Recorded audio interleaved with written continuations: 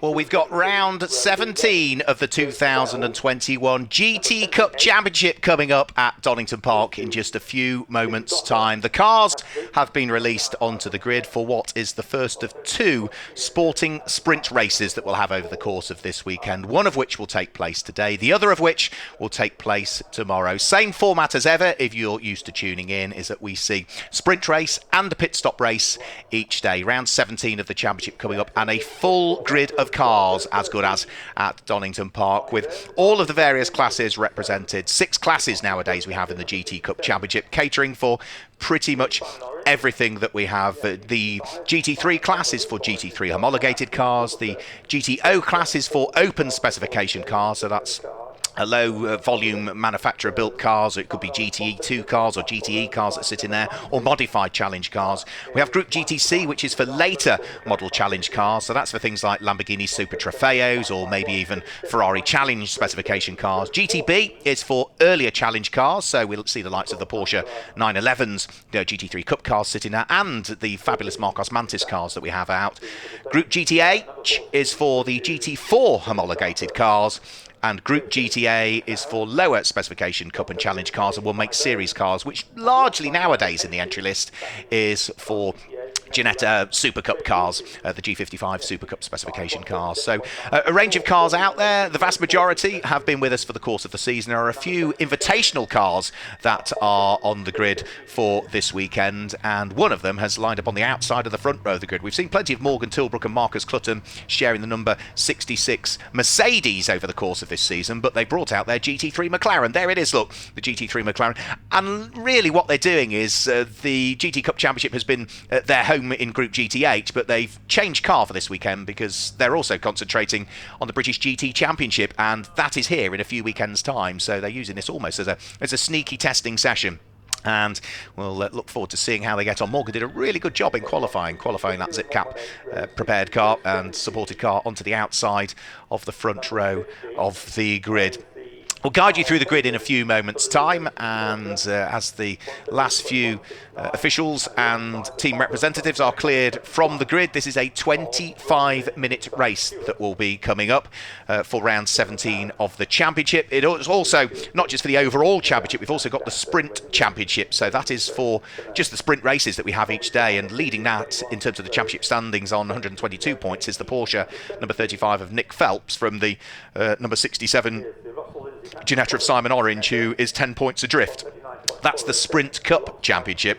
In terms of the overall championship, well, it's the car that starts from pole position, which is Richard and Sam Neary. Richard is driving in this race that will start from pole. So we'll give you the grid then. No graphic to bring up, but we'll just guide you through the grid and the way that they line up. Car number 88, Richard Neary, starts from pole position. Alongside is number 66, which is Morgan Tilbrook. Row 2 of the grid is the Radical local man from just down the road at Nottingham. Number 7, Steve Burgess, lines up alongside 41, which is Tim Morley, who joins James Simons for this weekend. Row 3 of the grid is 61, John Dillon, and number 4, which will be Graham Tilley. And row 4 of the grid sees number 33, the G-Cat Racing Porsche return in the hands of Seamus Jennings. Alongside will be 113, which should be Tom Webb of the two Webb brothers for this race. Row 5 of the grid is 9, that is Warren Gilbert. Driving solo this weekend, Warren. Jensen Lunn, who owns the car and shares the car with Warren, was taken into hospital and had a fairly major operation earlier on this week. I know you'll be watching from hospital, Jensen. Everybody here at Donington Park and everybody from Butte Motorsport and the GT Cup wishes you all the very best with your recovery, and we hope to see you back behind the wheel very soon indeed. So Warren Gilbert lines up alongside Paul Bailey in the SB Race Engineering. We'd usually say Brabham, but for this weekend it's the McLaren GT3 Can-Am that he's got out. The Brabham, there's some parts that are on back order at the moment, so we're hoping that we might see that car back out at Snetterton, but if we don't, I'm sure we'll see this fantastic McLaren Can-Am out, one of only three cars, there it is, the number 28 car that was ever built, based on an MP4-12C, but was built for regulations for a series that was scheduled to take place in America. Chassis number 1, it's only done 500 kilometres, that car, so great to see it out there. And row 6 of the grid, it's the second of the two G-Cat Racing Porsches. Number 25, David Shaw, lines up alongside 5, which is Richard Chamberlain. Row 7 is 24, which is Andre Borodin, alongside 56, which is Roy Millington. And row 8 sees 35, Nick Phelps, the championship leader in the Sprint Cup, line up alongside the Group GTH, Ginetta Number 1 in the hands of Josh Jackson. Both Nick Phelps and Josh Jackson qualified on pole in reality in their respective groups. The next row of the grid is row number 9, 74, Charles Clark, new to the series for this weekend, alongside 26, which is Tom Rawlings in this race, and row 10 is going to be the number 212 car of Chris Hart alongside 15, David Holloway. We'll leave it there though, because we are about to get this race very shortly underway. A rolling start, remember, for round 17 of the 2021 GT Cup Championship here at Donington Park on the Grand Prix circuit. Enormous variety as ever, with so many different marks represented on the grid, and we're about to get our first of 4 races in the GT Cup Championship underway. The black Mercedes of Richard Neary on pole position, the largely white and orange McLaren of Morgan Tilbrook sitting alongside. Red lights are on the gantry,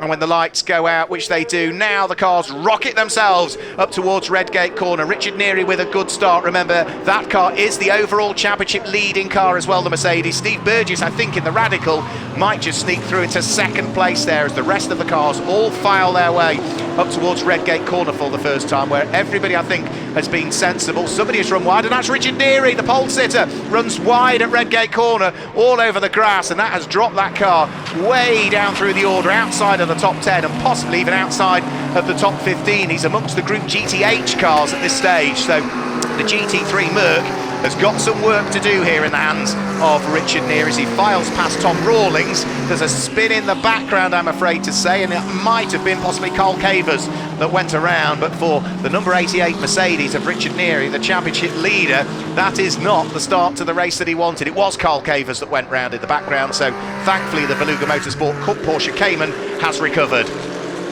So Richard Neary with work to do here, picking his way still through some of the GTH competitors, and the extra power of the Mercedes will tell, so makes light work of the reigning champion, Josh Jackson. But everybody else, I think, is safely through the first lap without too much trauma. There is the number 41 car, that's Tim Morley that's on board that car for this weekend, sharing with James Simons. Had a really good qualifying session, did Tim Morley. We've seen him racing in things like VLN in the past and the LNS series, which is the Nürburgring long distance series in reality, but the first lap is going to be chalked into the book. Radical leads in the hands of Steve Burgess, Lamborghini second, McLaren third, Porsche fourth, Lamborghini fifth, and Nissan completes the top 6 as Richard Chamberlain dives at the inside of Warren Gilbert's car to take a place away. That will be a change for 7th and 8th. Richard Neary concludes the first lap of the race down in 11th position, 12th position, I'm afraid to say. So there's number 9, Warren Gilbert. That will please him that Richard Neary is behind, because that car is right up there in the championship standings. Richard Neary and Sam Neary on 388 points coming into this weekend, and for Warren Gilbert and Jensen Lunn, who will be watching on from his hospital bed, 351 from them. I think everybody's safely through the first lap of the race. There goes the number 82 car. That will be James Guess, running in Group GTH. He's been sharing the car with various drivers over the course of the season, and it will be Tom Canning that's back on board that number 82 car for the pit stop races over the course of this weekend. So down and in towards the braking area for the S's. There goes the Mercedes of Richard Neary, still trying to make progress. There's the number 24 McLaren. Roy Millington's Ferrari sitting behind. Seamus Jennings doing a really good right. Richard Chamberlain starting to make some more progress here, so that is another position that he has gained there. The Porsche rockets its way through and past Graham Tilley's Nissan. So Richard Chamberlain started this lap in 8th position. I think he's going to finish it in 6th place, Richard, returning to the championship. Missed a few rounds because of issues with the Porsche. Great to see him back. Yeah, he's up to 6th position. Picked off both Warren Gilbert and Graham Tilley on that lap.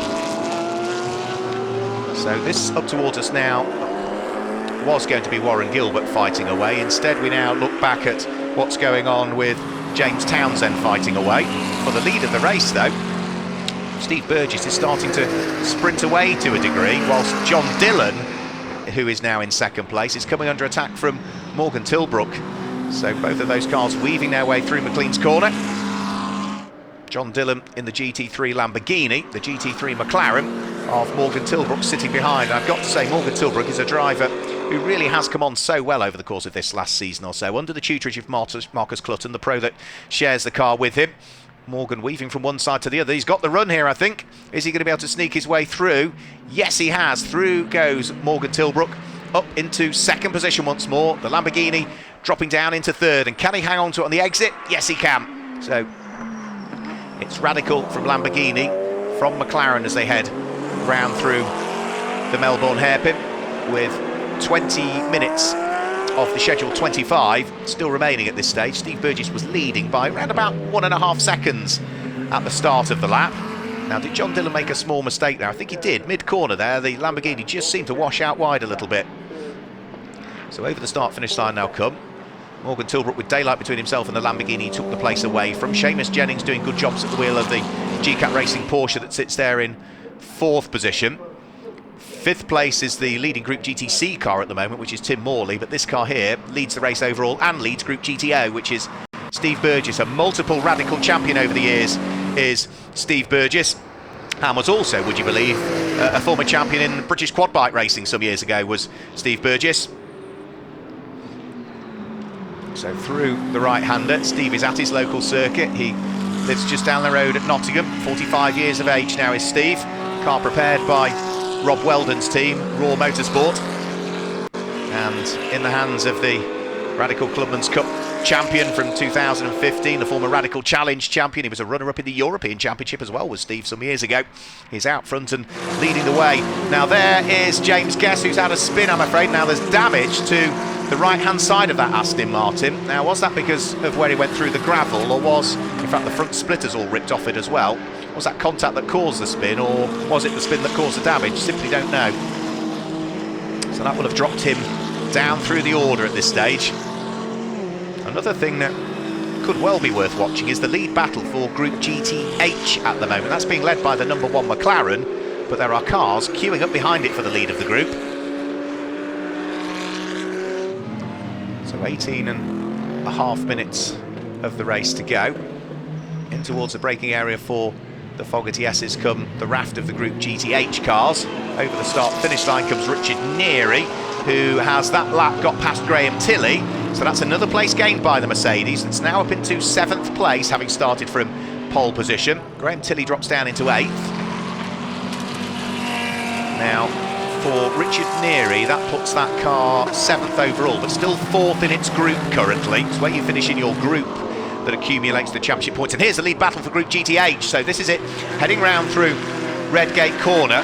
The number 1 car leading it, which is going to be Josh Jackson, but right behind him is the number 74 car, which is Charles Clark, who's largely been competing in the Porsche Sprint Challenge this year, the Visit Cayman Islands Porsche Sprint Challenge, but he's got right on his tailpipes another McLaren. That's number 26 car in the hands of Tom Rawlings for this race, former Mini Challenge JCW racer, who finished, I think he was 7th overall in the Mini Challenge last year, was Tom, before moving over to sports car racing. So 1st, 2nd and 3rd in Group GTH, all together fighting over what is 15th, 16th and 17th overall in the race. But a great little fight it is for all 3 podium places in Group GTH, which is for, remember, the GT4 homologated cars. And closing in on them is the number 212 Ginetta. That's a Group GTA leading car, and that for this race, the number 212 car, should be in the hands of Chris Hart, I believe.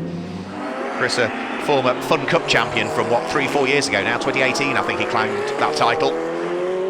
So into the braking area for the Melbourne hairpin comes the lead squabble for Group GTH. As for Richard Neary, that's another car picked off now. That is now up into 6th place for Richard Neary, through and past Richard Chamberlain's Porsche, who not unsurprisingly let him go because those are cars in different groups, so Richard Chamberlain could afford to lose the place but still keep as many championship points.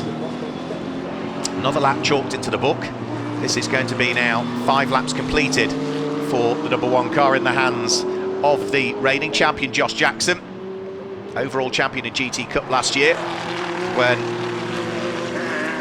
he claimed the Group GTA title with Simon Orange, the pair of them. And Tom Rawlings now running side by side and getting through and ahead of Charles Clark. So through goes Tom Rawlings. There's a spin, I'm afraid, and that's Neil Huggins that's had the spin. Partnered up once more this weekend with Top Cats Racing, Neil, who was a regular driver with them some years ago. Partnered up with Charlotte Gilbert for this weekend. Good to see Neil back in the GT Cup after a few seasons away. Now that Tom Rawlings has unlocked the door to 2nd in Group GTH, can he hang on to it? Because Charles Clark is not going to make it easy, but it is just allowing Josh Jackson in the orange number 1 McLaren to escape up the road slightly. So that will please Josh Jackson, who lies 4th in the Sprint Cup standings at the wheel of that McLaren. The McLaren leads Group GTH in terms of the overall championship on 265 points, which I think puts it 4th overall in the championship if you add all of the groups together. But for the lead of the race, Morgan Tilbrook starting to close up, you know. He's got the fastest lap of the race, Morgan, with a 1 minute 29.708. Last time through, he was a 1/10 of a second slower than that, but more importantly, was still 0.8 of a second quicker than Steve Burgess could muster. So this is for the race overall. Now, both cars run in separate groups. It's a Group GTO car that leads the Radical. It's a Group GT3 car, the McLaren 750 SGT3 of Morgan Tilbrook, that sits there in second position. So has the gap come down on this lap? Yeah, it's come down by a 1/10 of a second in the first sector, by about a 1/4 of a second in the second sector. So the gap should be down to about half a second, I would have thought, by the end of this lap. Depends on how Morgan Tilbrook gets on in the third sector, but of course the closer he gets to Steve Burgess, he's then starting to run in the dirty air a little bit, and the aerodynamics of the McLaren won't like that. It works the Pirelli tyre that little bit harder as well, of course. So onto the brakes, in towards Goddard's, the final left-hander, which is really adverse camber midway through and on exit of it. Steve Burgess just gets the Radical a little bit sideways. There's traffic just up the road as well, which will be Alex Stevenson's Century Motorsport prepared Ginetta that we'll need dealing with. That car is running down towards the tail end of the field at the moment in, I think, 34th position. And also, just to confirm, James Guess's car, who we saw with damage to it, having had a trip through the gravel trap down at the old hairpin, that car is in the pit lane by the look of things. So the leaders now with traffic to deal with. Alex Stevenson will stay out of harm's way. Steve Burgess sweeps his way through before Schwantz curve. Morgan Tilbrook follows through, equally neither delayed, as they then turn their way through McLean's corner and start to accelerate their way uphill in towards the braking area for Coppice corner. There'll be further traffic as well. That will be Carl Cavers, the number 50 Porsche Cayman, prepared by Veluga Motorsport, that they'll need to deal with. Now that car is running in 33rd position, and that will be the next of the cars that Steve Burgess can't afford to be compromised for. As for the progress of Richard Neary, well, he got himself ahead of Tim Morley's Group GTC leading Lamborghini last time through, and is now starting to close in on the 4th place car of Seamus Jennings. Now, getting past the Lamborghini moves the Mercedes of Richard Neary from 6th to 5th, but it doesn't gain it any more points because it's still 4th in its group. It's now getting to the stage when it catches the Porsche. If it can get past that, it will be picking up extra championship points, because the Porsche runs in Group GT3, as does then the Lamborghini ahead of John Dillon. So this is an important part of the race for Richard Neary. It's a very important part of the race for Steve Burgess as well, as he works his way through and past the next little bit of traffic, and that will be another one of the GT4 McLarens that is picked off. So Steve Burgess doing a good job here. The lead advantage, though, was just 0.2 of a second as they came over the start-finish line. Up the inside of the BMW, which joins us for this weekend, staying neatly out of the way, was Jason Garrett, the Petrolhead Motorsport E46 GTR. Nice to see that car out running in its group for this weekend.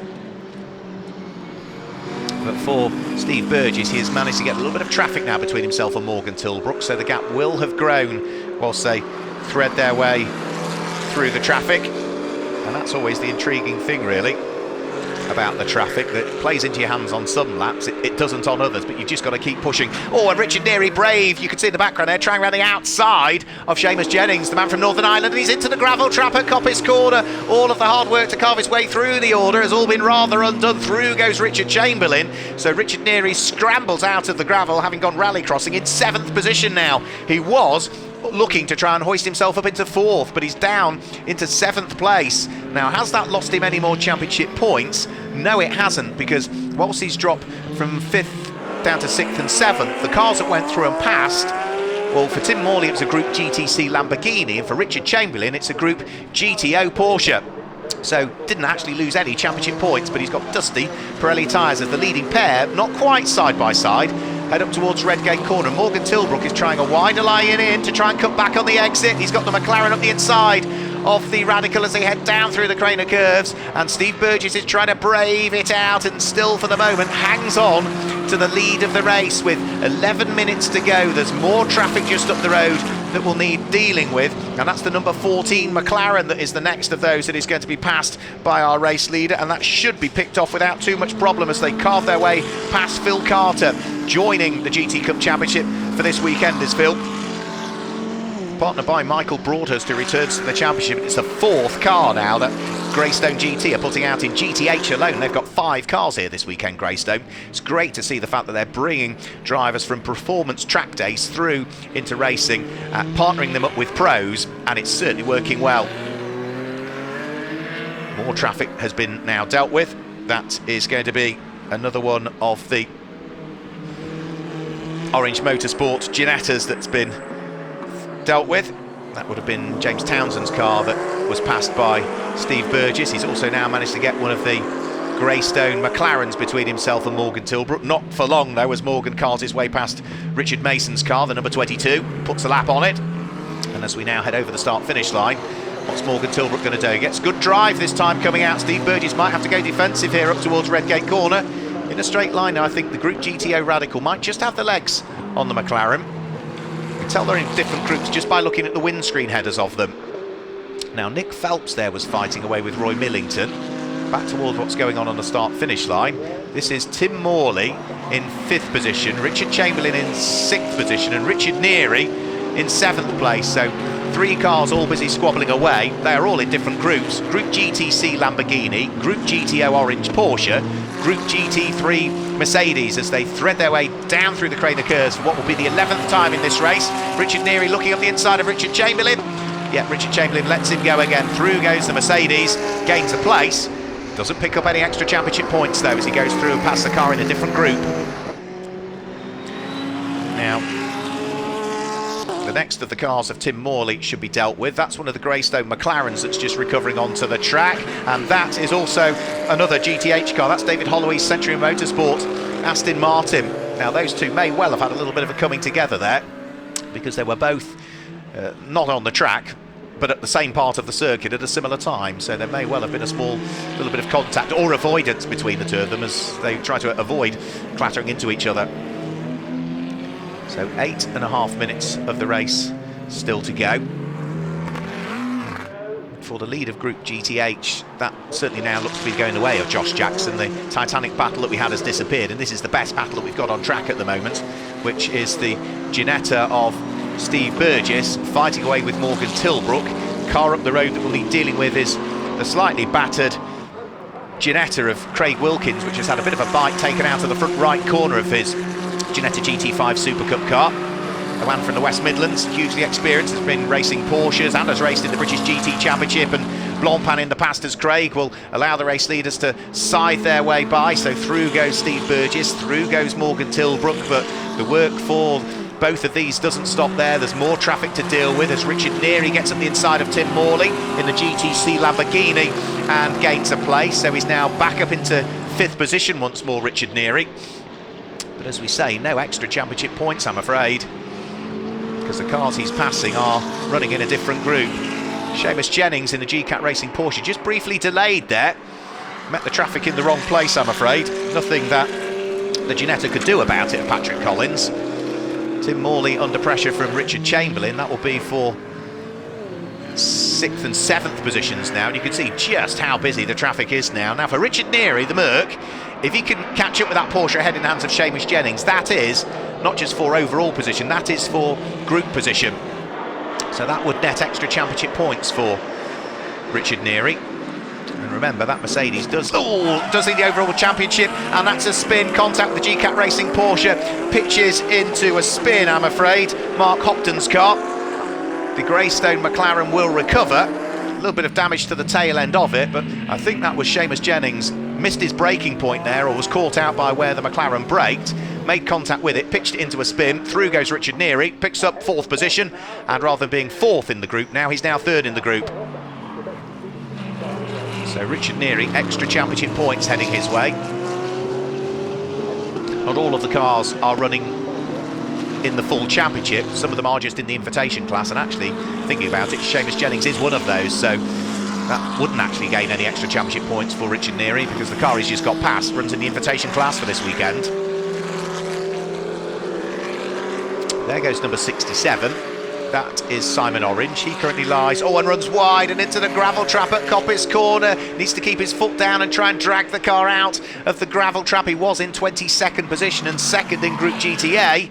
He recovers, but through goes Craig Wilkins and picks up second in the group now. So he will rejoin, I think, down in 24th position there. Simon Orange lost a couple of places.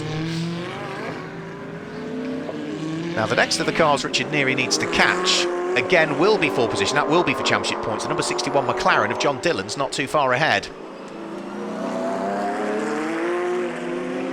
Love the wheels on the number 78 car, which is Tim Docker, former Volkswagen Racing Cup and TCR driver.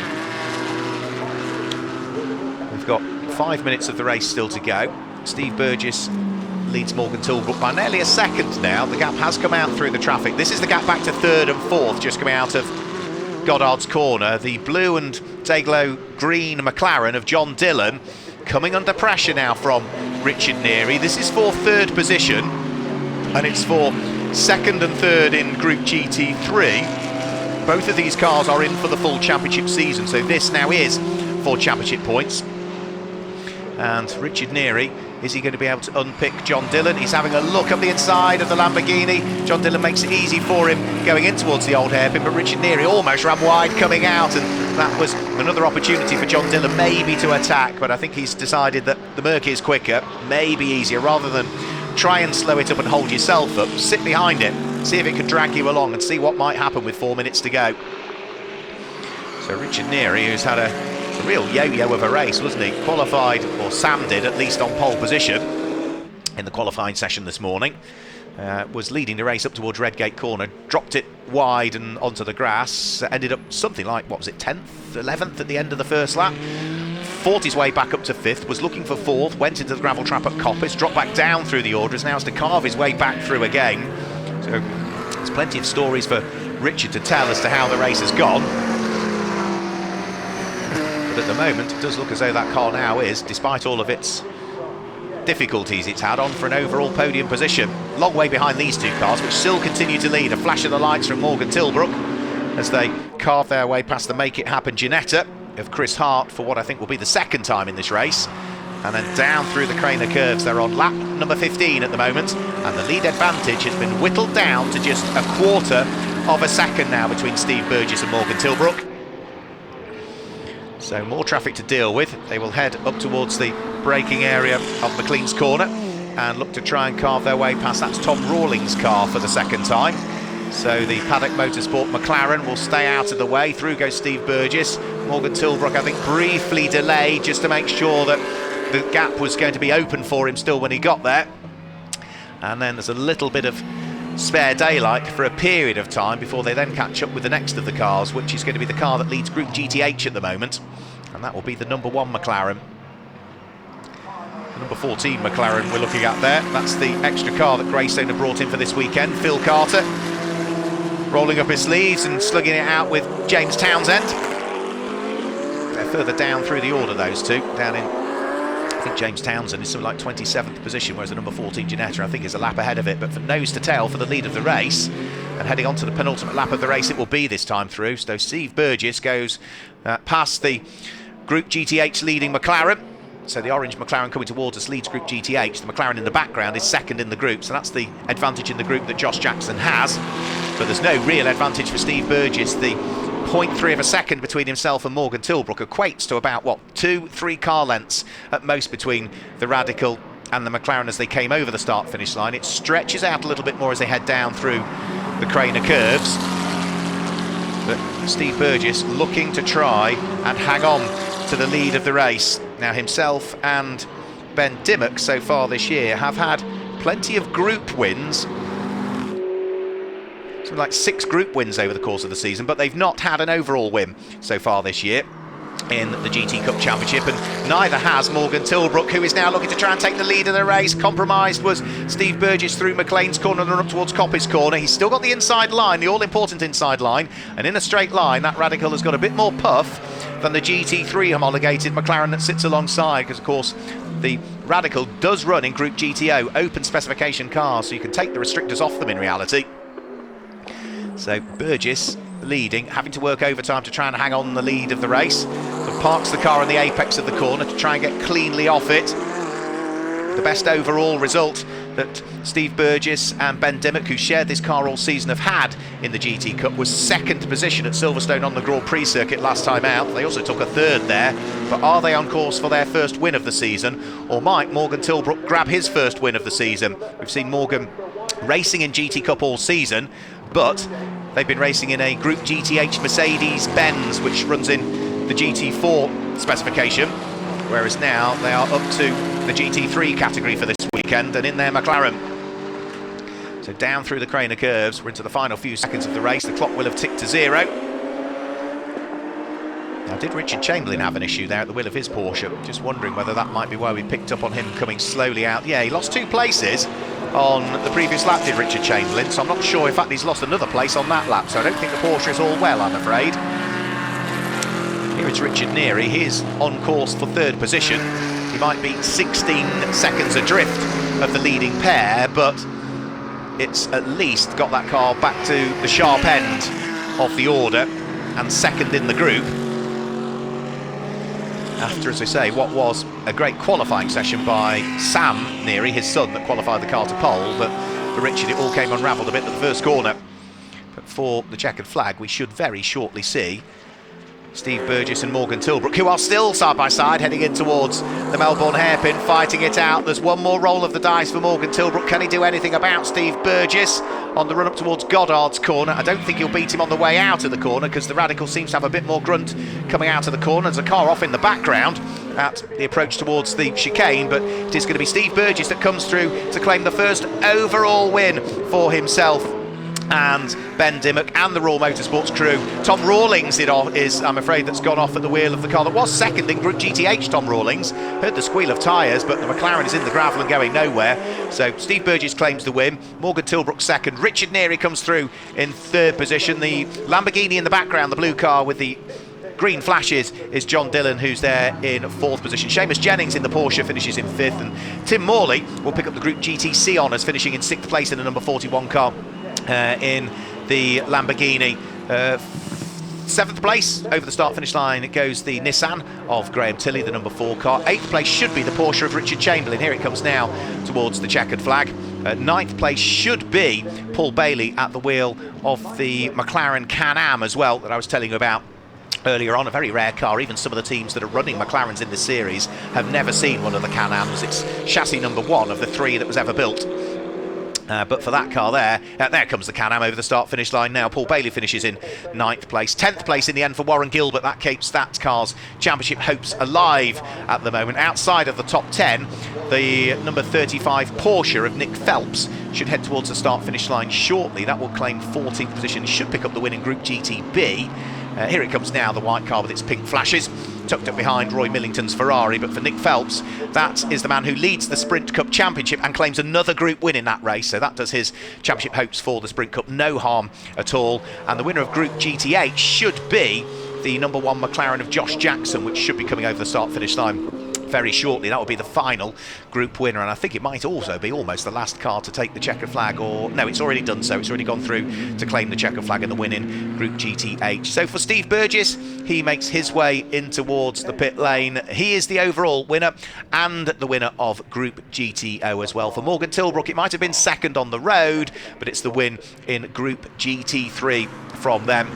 And as we say, that is just the first of 4 races this weekend for the GT Cup Championship, which has been in rude health in 2021. The calendar will the calendar will be shortly announced for 2022, and by the sounds of things, we are in for another mega season of racing in the 2022 GT Cup Championship. But that is just the first of 4 races this weekend, and remember, this isn't even the final racing weekend for GT Cup, because the championship will conclude in just 2 weekends' time on the 2nd and 3rd of October in Norfolk at Snetterton on the 300 circuit, with event number 7 of the season, and that'll be rounds 21, 22, 23 and 24 before we can start to fully declare our champions for this season. So hoping we might be able to run you down through a result or two. We'll just await and see whether we might be able to get the graphics up. We have had a few little small technical issues with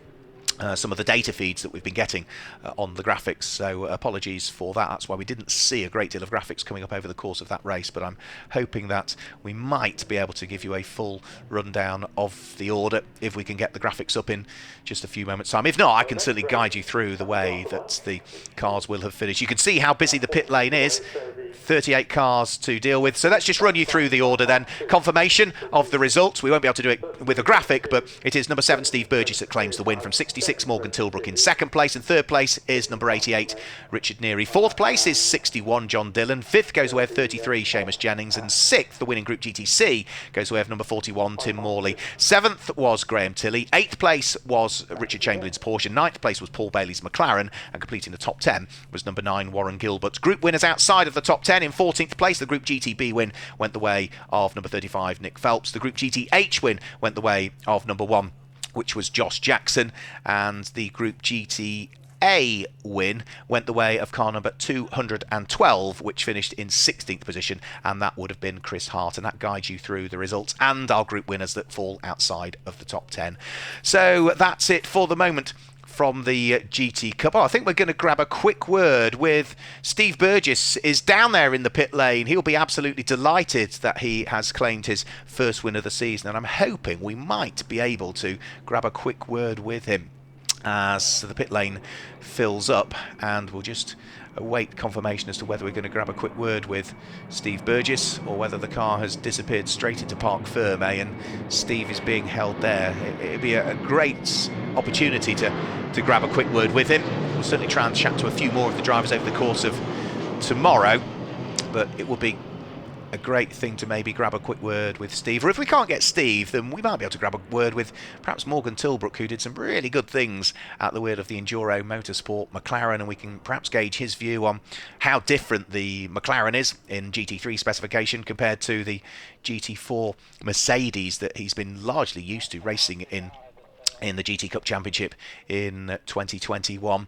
And we'll have to wait and see. So we'll see whether we can have a chat to them. Now, I don't think we're going to get the chance to chat to any of the drivers down there, and we'll just hang on for a few more moments just to see whether we're going to grab a word. But I think we are confirmed that no, we're not going to get the opportunity. All the drivers have been gathered up, I'm afraid, for the various podium presentations and have had to go to scrutineering for the regulatory checks. So that is it for the moment. Apologies we didn't chat to any of the drivers, but don't go anywhere, because we will be back with more GT Cup Championship racing here at Donington Park. Our pit stop race is scheduled to take place at 16:25, 25 minutes past 4 this afternoon. So we look forward to that. For the meantime, though, from the GT Cup here at Donington Park, it's goodbye.